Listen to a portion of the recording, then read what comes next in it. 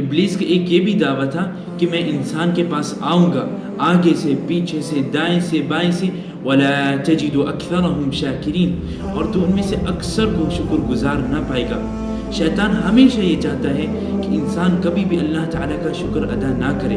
اسی لیے عائشہ رضی اللہ عنہ کہتی ہیں کہ آپ صلی اللہ علیہ وسلم رات بھر اتنی نمازیں پڑھتے رہتے تھے حتیٰ تتفطر قدمہ، یہاں تک کہ آپ صلی اللہ علیہ وسلم کے پیر پھٹ جاتے تھے۔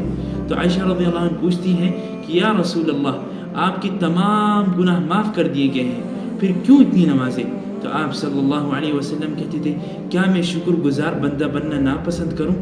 اور اسی لیے اللہ تعالیٰ قرآن میں کہتے ہیں وَقَلِيلٌ مِّنْ عِبَادِيَ الشَّكُورُ، بہت کم ایسے بندے ہیں جو اللہ تعالیٰ کا شکر ادا کرتے ہیں۔ اور شکر اس طریقے سے ہونا چاہیے کہ انسان دل سے اللہ تعالیٰ کی ہر چیز سے راضی ہو اور عملی طور پہ اللہ تعالیٰ کے ہر اوامر کو نافذ کرے۔